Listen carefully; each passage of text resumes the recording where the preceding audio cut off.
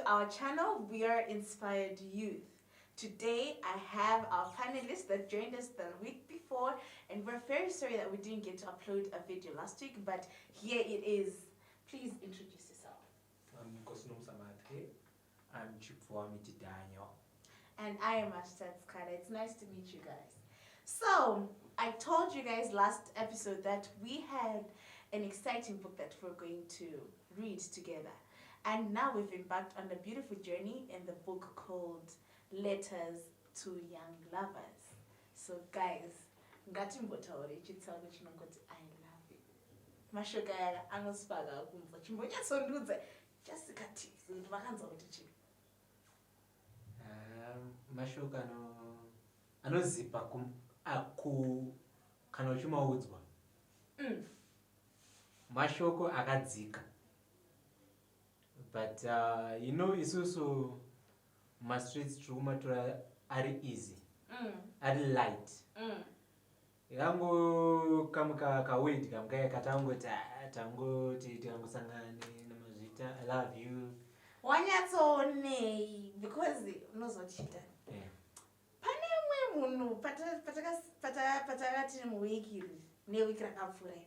Pane umwe mukomana akatsvaga musikana. Kati ndiri kungotsva kuti I love you. Musikana kati unorevei? Zvikanzi what do you mean ndinorevei? Hausikona kuti wakanaka. Ziso iri kunaka. Chiso smile akati ino mwoyo wangu watofila kuti andikambogona kugara ndisina kuona.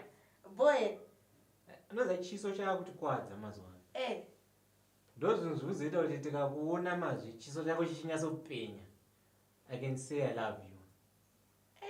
Ndikaona mangwana futi mumastreets pane mumwe munhu angoti nzve chiso chake chandipenyera futi ndakuita sei? Ndakumudza futi the same words. Ndakunomumudza masame words. Vakomana. But handisi kumataura achibva pasi pemoyo. Uri kungotaura kuti ndifare kuti ndigare ndiri muzasi mako zvichifara chete. And takumataura and we don't even know the meaning of I love you. Hanzi tikukoshesa maphotoshoots. Nkosi unofunge? No, I'm actually in agreement with Danny. Kuti vamwe manipulate kushandisa iwawo kuti I love you. Because toziva kuti vasikana vanotovafarira wanzwa, but we don't really know the depth of the meaning of the word. Probably ndinenge ndangoona physical looks.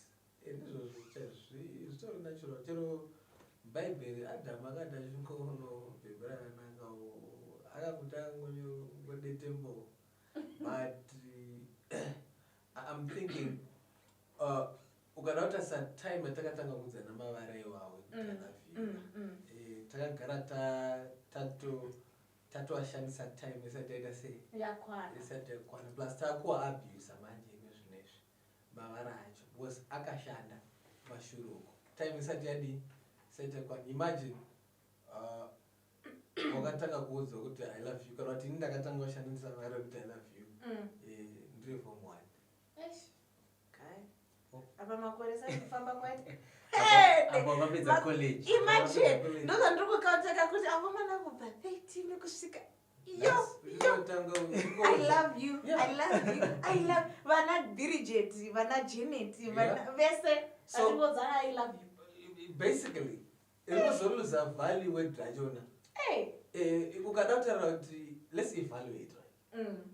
Toti ndakaudza asikana 20 so far kusvika pastage yandiri kuti ndovana vachikubvumira vachitobvuma ko vamwe vanoramba kunzi I love you. chimachira kuti 20 vaakaudza vachibvuma ko vamwe vaya vairamba vaudza kuti varipi. So I think the whole issue is very good vasikana vacho 20 vacho kana ndaive genuine kuti ndinovada. Where are they? And hakuna angade vanhu vairi vanhu vakawanda kadiro kakafanana hazviti. vakomana saka So what you're basically saying, Form 1. There's a Form 1 who is out there. There's a Form 2 who is out there. There's a Form 3 who is out there. Form 4. Name it, Kushka University. Even adults. They're still using that same word. I love you. But they're telling lots of people in their love history. But what if I mean it? And then you know bad drama, guys. In Taura. Chibomira. You are Daniel Onga, but Sony Ungatia, Mashita, Unyasotemba, Chinchi, Mastanda Kuna Kachini Kakoso. I'm going to fuck you here. Boże, wabva kundoza izvozvo unodza Bridget, unodza Janet, unodza Chinai, unodza Chido, unodza vese vari 10,000, unodza Skana vakaona same lines, wona mahips, wona wakanatsa kushepewa. Unofunga here wewe in your right mind kuti tinobvuma. Inini I'm speaking for myself. Ndikatongoziva chete kuti yawanditamba watamba Bridget, ukatamba Janet, ukatamba Chinai, ukatamba Ningi, the same game. Guy, andinokuudza kuti panapa muzinda wakavharwa tireti. Nyangwe ndigova single for 10 years, I don't care, because hasisina value kwauri. Iwo kana uchindida handiti urikutaura kuti unondida, unozvitaura the same things kuna Bridget, unozvitaura kuna Chinai, unozvitaura kuna Janet, unozvitaura kuna Emily. Vese vari kungoudza the same thing. Ndinokuda, wakakosha, ndinokuda, wakakosha. Ndinozoziva sei kuti ndini ndakakosha zvekudaro? Ndine rudo rwakawedzerwa.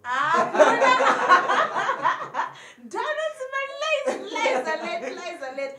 That munozochika is tisati anyatsodzika nenyaya idho. Pane musikana ataura nyaya yavo tisati tatanga kurekota, akati mubhaibheri Jacob paakaona Rachel, anti ndiyakawaida kuroora, amuona hanzi akachema. Hanzi akakanaka. Imchimagina. Hanzi akachema. Murume mukuru kuchema. Hatsana muna zvakadai sowe. Manje tiri kufreeza nerunako. Vakoma. Apa imi mukusika muchikora. I love. Vamwe vachibararadza. Aona kuti kwetsi. Pamwe Jacob musodzeka ngangogara uri padhuze. Hakuna sha Jacob aitokuda. Because ona. Jacob aida Rachel. Handiti pakamuonaka haana kana kutombotaura zvisezvo ndinokuda ukazosika instruct, akangochema mwone vanhu. Achema akabva ashandira mudzimai wake, akapiwa mudzimai asiri, akashanda futi kusvika awana anga akamukoshera. Ende Mwari aizviziva kuti zvoni blaza vavharwawo naLeah, hatimborina nake naye baba. Leah bvanzi atakuvhura chibereko, Rachel akabva anywa chibereko, because Mwari aiziva kuti Jacob anoita sei anoda Rachel. Zvakapfurikidza kupinda kadiro kanoita Leah. Kumuda of course aizongomuda because akazviririra muvana, but aizatombodiwa Leah. Saka iwewe Dani woita audacity yekuenda kuna Ningi, unova unganidza vese kuvakwadza. Vanokwana mukombi chairo inobva pako pakabhana ichiya kuEastgate, vanokwana mabhebhi ako chete ehistory yako yelife. Wonudza kuti unondida zvakafanana navo iwe. Hazvibude. Okay, so in now to get back to the issue of Jacob. Wati akatona Rachel. Akachema. I think is really subjective. Kwandiri. Because he's not. I would like to say he's not the only guy who fell in love in the Bible. I cannot safely conclude. My own view, kuchema kwakaitwa na Jacob kwaive kureva kuti aida Rachel. At the same time hatingarambi kuti aida Rachel, right? But also we cannot say kuti Adam paakaona Eve, since asina kuchema aisamuda. So of course, yes, I'm understanding where you're getting with this issue of, that was his own reaction, way of expressing. That was Jacob. But nowadays, exist. Kuti nditi ndikaona gero ndikaona Abigail hapo ndotochema hazvichaiti because unochinakidza mumastreets hachachemedzi chinonzi rudo chacho mukadatarisa the life history of the likes of characters akaita mwana Jacob asiyana nedu. Jacob anga asina kuti ndivara kunge isusu. Probably you find out you find out nyatsoti jiko enda pamaro yayo nyatsotaura uri kuti chii. All right, get me well. I hope I'm not offending you guys. I'm saying, probably mukadatarisa character yaJacob. Kumashuro irracial. Akanga atori gero rake rekutanga chairo. Rakatanga kuona rakapenyesa moyo wake nemaziso kusvika misodzi yaere. Right? But isusu manje zvakunetsa nezvekuti waudza bhazi rose wakatanga kuudza munhu unomuda usati wakuziva kuti rudo chii kubva uri form 1. Saka vara racho hazvichatovhundutsi. Okay. You understand? Okay. Takuridherera. Unosvika paphase yekuti watindivara. Okay. Zvimwe zvinhu hazvichatomake sense kuti uchiudza munhu kuti ndomuda. Because kumashure uko. Imagine guys. Izvo zvikada kuti tanga kunyoresana zvimadhayari zvemazita evasikana vawadana navo. Vamwe vacho unotovakangamwa. Vamwe vacho vanotozadza that whole list. So would we say munhu uyu zveshuwa genuinely aida chinhu ichi, aida munhu iye ava nevharaiti ane list yakadaiso? Ini ndopane mubvunzo wangu because omanaka ini ndoda kutaura pafeya ininika I think tati garei munyaya dzelove idzi for too long guys. Kune umwe wakomana vekuti unenge uchitoziya pachechi. Ini ndinotaura chechi because ndosocial circle rangu chechi nechikoro. Pachechi unenge uchitoziya kuti dhani rake bhazika Honda Fit hachatokwana. Okay. Hachatokwane muwish. Mabhebhe akwani. And hachakwane muwish. Haasi kukwana mukombi. Atipane tinozukoko mitete. Hausawa kundinyanyire. Haasi kukwana. Vari kutoda zupko ziomberieri. Rina tinomira pabus stand kuti vanyatsokwana mabhebhe ako. Whether ndekurara now because the moment, you know what, as I was watching this pastor, Pastor Mike Todd, you're speaking, I downloaded the video. Vachitaura nezvenyaya dzelove it's achiti munozoti chii problem yedu isusu ndeyekuti tino underestimate one powers emashoko, two kukosha kwembhedha. Mbhedha chaiwo unorarira iwo. Such moments and what you say in that bed or in that realm of intimacy. Nawedziyayo Mwari anenge achitomanza wangu. Uchiudza musikana kuti ndinokudai. Une zvawakaita. Ndikunyatsoziva kuti zvaita. That's really deep. Uri kuona? Mwari anenge achikunzwa. Uchitaura kuna Janet, wotaura kuna China. Uchizadza zuku rako kudaiso. Ndosaka ndati zuku rako harizina kuti wakanyenga ukaregera kubata. Including vakabata ukaregera kunyenga. Zuku rako rese razara kuti ti. Which then brings us to the most important question panyaya yese. Rudo rwacho runozoita chii? Having said ratataura izvi kuti it's not something that is easy to say. I mean, for me at least, it's not easy for me to come, or if a guy is to say to me, Master, I love you, and for me to say I feel the same way. For me, it's not easy. Do not mbotanga ndamboti oh Marcus. Oh my God. Chimbo me. What? Saka memuri ndakutombo dio. Ayo, andisikuti atini. Ndiri for me, it's not something that is easy for me to say I feel the same way. Because urkuona, look at what love has been reduced to. Okay. It's now basically what? An exchange, a token you go exchange for sex. It's a word that you would say to a woman you want to continuously have sex with. It is not a word that you say to someone who you feel that way about. Saka inini munhu akandifunza kuti ndinokudei zvatakuita or at least zvandakuita ndakukubvunza unorevei nemashoko ako aya zvaunyatsotaura kana uchiri kundida what are you expecting from me? Then we'll see if I can match up to your standard, because honestly wakutondiisa mubhazi rako. But let's get back to the issue of mukomana watanokudza kuti anokuda because anoda sex. That would be wrong for a guy to do that. But also at the same time, I'm now shifting this issue into a marriage setup where a husband tells their wife that they love them, right?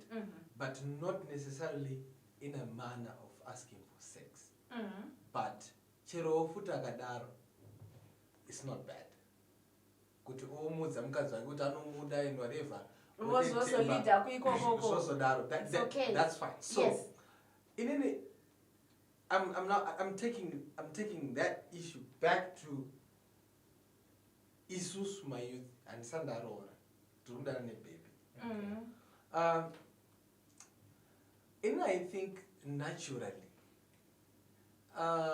zvazvinoita mazvi ndezvekuti ukaudza munhu nomuda zvikaita constant and consistent munhu achikuudza kuti anokuda, right?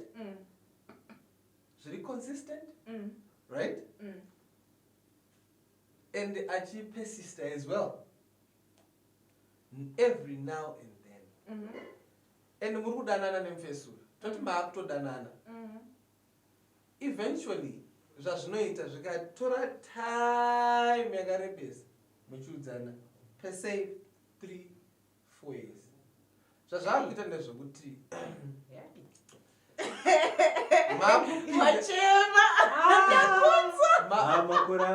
yeah, 2 years muchingozana munoda you know matowirana. Vanhu vanozoita fall into sexual activity haisiwo nyaya here kuti probably the guy genuinely anenge achida baby anditika wozoita fall into that by mistake. No, it's not a mistake. I don't take sex as a mistake. It's not a mistake. Okay. Intentionally then? Not intentionally. Naturally. No, in a way. Yes. In a way yekuda. Mukomana anenge anonoka kuita zvinhu zvinofana kuti zviite legal for that. Do you get it? Yeah. You are in high school. You meet a girl, right? Mese makaenzana muri form 2. Kunosvika form 4. Muchingodzana ndinokuda. So, saka iwe zvinolida kusvika kupi? Because I believe it's in phases, right? That constant and someone persisting is not only that to that extent. Sex eventually, it I say, because a guy telling you that they love them and they prove it, they naturally you become their subject. What were their subject, and naturally what was submit? What my wife roles? Yes, what was submissive? Yo. But if we knew the depth of the meaning of the word I love you, I should tell a girl, never almost ready to make your mind, to personalize that person by marriage. So, according to what you introduced the book, right? Letters to Young Lovers. The whole issue is that, the book is trying to teach us what it really means to love. To love. Okay. From heaven, from God Himself, Yeah. to us, and where it leads us to. It's not a word that I'm supposed to just say. Ndichingowa mupfuri munyaya yacho. Ndikufana kubva ndanyatso establisha word racho. Rive nemeaning. And zvinobva zvaenda kuBhayibheri. Right. Ndandiri kutouya ipapa wanyatsotiperekedza right to the spot where we're going to. Okay. Saka, as we're going over this chapter, the I love you chapter, my wife anotaura zvinhu zviri fascinating. She likens Jesus' love for the church to our love towards each other. The reason why I say it's interesting is because love is not a feeling, right? It's not something, you don't wake up feeling love. It's just not like that. God never created a person tamka achingo feel love. Aziti. Love is a principle. Okay. And according to what we're taught tichikura, principles do not change based on the weather. A principle is a principle. So iwewe pawaitaura vasikana vako ndikukufarira nhasi. Aiwa wakandipisa nhasi. Pawaitaura vasikana vako vemuzupku rako haya. Whether pambedha, whether maenda kudate, whether wairevesa kana kuti wangosingarevesi. Your love for whichever person it is you mentioned it to is meant to be a principle. It's not supposed to change. Yes, and I like can change. I can like pizza today, tomorrow I may not like it. But if I say I love my son, it's permanent. It's not going to wake up ndisingachatorinde kasatsa. Sadza iguru ndozvinogara zvita namai vangu. Iguru. Rodyi wakuchipisa kuchitonhora maskati manheru makuseni. It's an all-weather type of food. Saka iwewe done. Next time pauchakurika mubhazi rako rezuku rangu roperekedza vanhu aya. Kuva ndakadzika kai. Yo. Uchiri murodi. Pamuchazosvika pabus stop paya nevari kutiteerera. The most important things to remember are the fact that love doesn't change, because God's love for us does not change. Nekuti watera macommandments ake kana break. Saka iwe whether musikana wako akuteerera here zvawataura kuti shaa kana wasvika kumbondifonera oga ndinoda kunyatsotaura newe nsandarara, whether akuteerera here kana haana, rudo rwako harutesei haruchinji. Ina ndo zvandakaona pachapter iyi munofungei nezvandakadzidza. But uru rudo love iri kutaurwa apa kapa mazvita ndekuti ndakuudza kuti I love you ndichinyatsorevesa. You see where I'm coming from. Ndichinyatsorevesa like zvauri izvezvizvi, even if ukatyoka roko hazvichinji. Nyangwe ndikatadza zviendesa kubathroom yonotofara kutofanira kutokutakura uchindipukuta manapwe. Wait guys. What? Is this love that you're talking about existing? Ndo zvacho zvatiri kutaura ka. Ndo rudo rwemusikana ndakamudane ane makero azongorohara akapera kuti pe. Noramba nchimuudza futi ndokuti andiye munhu wakada. Love is a principle ka. Musikana wangu akaita accident kana kuti paputika paita emergency kumba, probably it's an accident. Obasha kumeso. Wangu. Ndewako. Ndosaka zvichinzi guys. Makuita masports elava. Makuita masports elava. Like I said. Ukatarisa Mwari, so zvinonzi kana love kana muchidanana iwe neni kana tiri kudanana Mwari anofanira kunge ari pakati perelationship iyoyo kuti itofai, because rudo rwedu rwatinogona kuitirana sevanhu rune macondition akawandisa, but rwamwari haruna. And because rwamwari haruna, ini ndichida mwari kadiro kangu inini ndokadiro kandoita mwari, ndokadiro kane ndichikuita iwe. Saka the most important things to remember, manje inini zvandinozobvunza zvinhu zvakazooma, zvinozooma kutambira. Izvi zvemaaccident munhu hanombokanganisa, hazvisi kukuafecta iwo.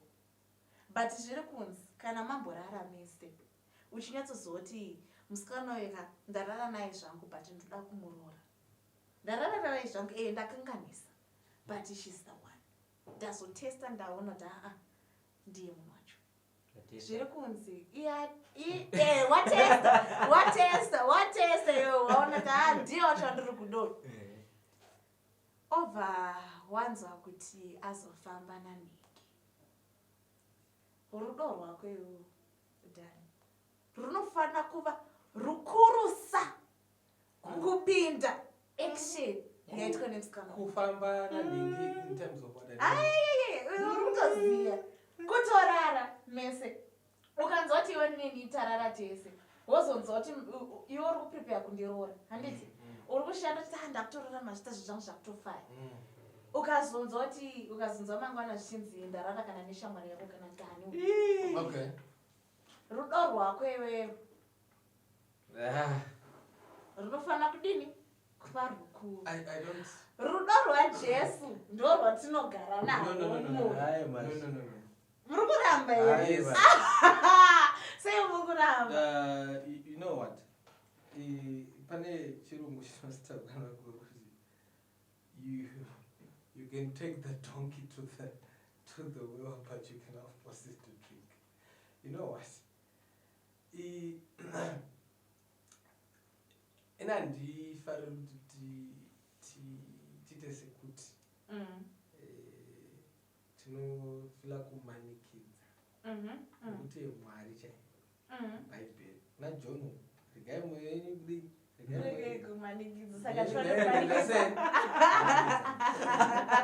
so we cannot take things for granted. Kuti Dani arara iwo uri musikana waDani ndetika mamarara mese pasina chinguvane obva warara neumwe munhu shamwari yaDani, handiti you expect that Dani takes you back the same way he took you before you even made that guy. That would be unfair for us to say that. Umwe neumwe ane reaction yake. And we should put that, into reality. Atingazosori munhu nekuti akareacta in a different way than to what we are actually presenting here. Is there a right for them to act whatever way? Because kana asingasafili kuti hazvichaiti zvinenge zvisingasaiti. And also izvi ndoona sekuti zvinozoita kuti isuwo tizozvitorawo for granted. Kuti wagara unofanira kuita sei, unofanira kutondida ndakaita sei, ndakadaro. So I would like to say kuti yes, if someone really means a lot to you, right? Munhu anotoita by all means like what Christ did. Okay. Kristu akatida. Okay. Takatoipa chose. Yeah. Right? But the unfortunate part is to our side. Nekuti ini andina kuda munhu akaipa. Right? Pandakaona musikana ndakaona kunaka. The negative side andisati ndaiona. Wakada murume nekuti ane mari. Negative side yekushaya mari hauizivi. Wakada musikana nekuti ane mahips. Negative side yekushaya kwake mahips hauizivi. Wakada musikana achigeza achisa makeup. Negative side yekusageza kwake hauizivi. wakanzwa kunhuhwira kweperfume kada munhu negative side kana munhu asina perfume hauiti sei hausikuiziva. So when that strikes in, all of a sudden wakutovhunduka. Love yae payanga yakapegiwa napo hapasiripo paya zvakushifta. So the love that we should accommodate from one another is not just loving the perfect you. We should actually try to love the dirty someone. Love them with who they are. Because is the outward look that is appetizing. Yeah. The rege dziri mukati, maregs, zvikorobo madhende ari mukati. So when the real person comes out of that shell, you are now seeing a very different person. Strange. And you are hiding it. And mind you, mazwano mayuth mazwano tangwarisi. Tinotoziva kuti vakomana vanoda chakati. Vasikana vanoda chakati. So we are acting. Wambona vanhu vari pastage. Our relationships are staged of this day of age. Ukadata my relationship apfura ana baba edu kudhara uko. And ukadata even divorce rate, that generation of our fathers. It is very, very low. Because vakawanana vari madhaka. Vachitamba chikwesha vari kugwizi vachifudza mombe. But iye zvinezvi kuti udze musikana situation yako chaiyo yepafair chaipo, you won't present it. Musikana akuda chinhu chisiri icho. Even physical outlook. Munhu akuona chinhu chisiri icho. No wonder panongo mchinda aitaura achiti isusu mazuva edu patainyenga ndainokwereta bhutsu, ndinokwereta bhachi kwanhingi, ndonotora ichi kwanhingi, but kana mazopinda murelationship manje azokuroora ahwina kapo. Wahwiniwa kayo, waattractwa nezvo, zvazowina wakuzonoona kuti so the same expression that you gave me right now, from that picture, nekudai ndo yatoitika even in your heart.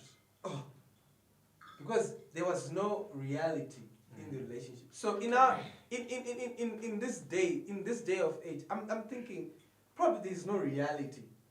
We are not showing our true selves in the relationship. And most of it, if someone shows you the real you in the relationship, someone freaks out. Yeah. Saka iwo next time manje wakutochika kutoramba uchishaya nenyaya yekuti wakaudza munhu zviri paground. Yeah, kunziva. Pakaipa. But we're now at the dying minutes. So we're giving our last pointers in those that I wanted to I wanted to ask you, when is the right time to tell someone that you love them? Age is better age, right?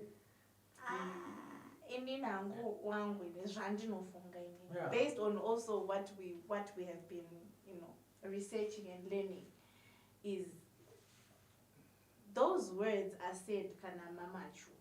Okay. It's not okay.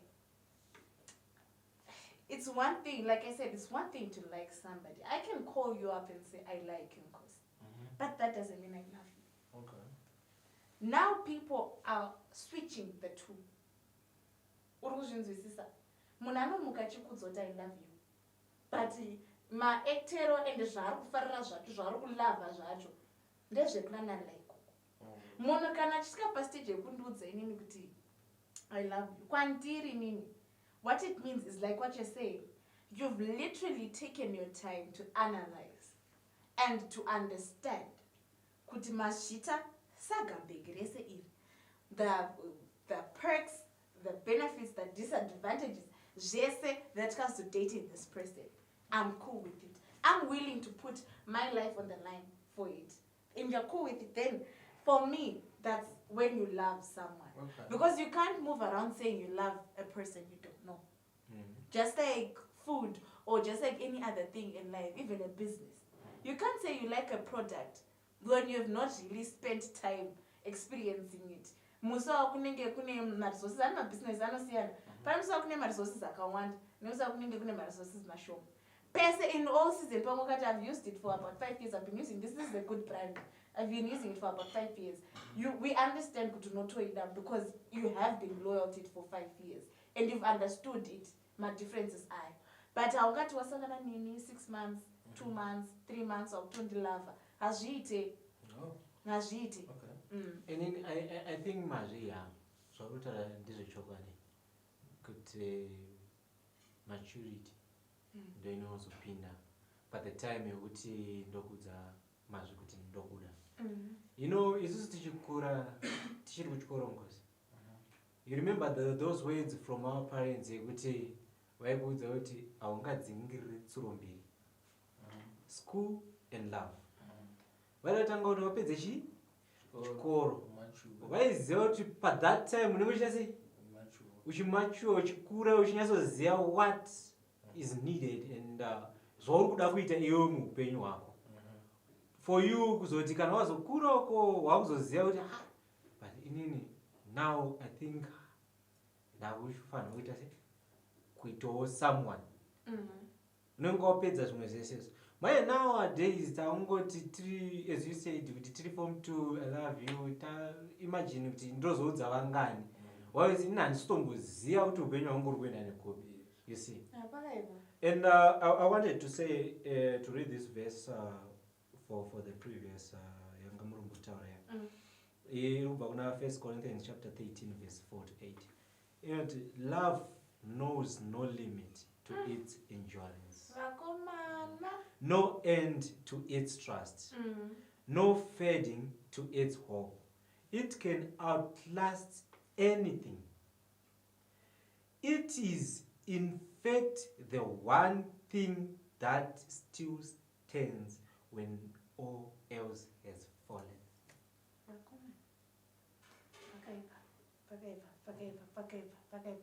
Because your last remarks. In any of my last remarks, I had set of questions that I really needed some clarity or some airy, but probably we'll do them next week. I've asked when should I strike, right? How should I do that? How am I supposed to express it?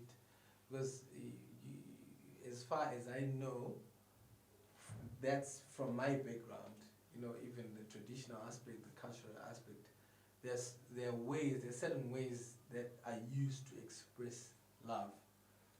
How are we supposed to do that?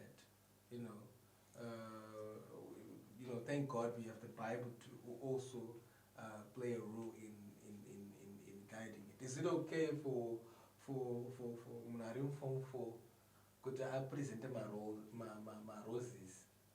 Right? As a token of love. As a token of love. To communicate love. Yeah. I don't present one. Vale.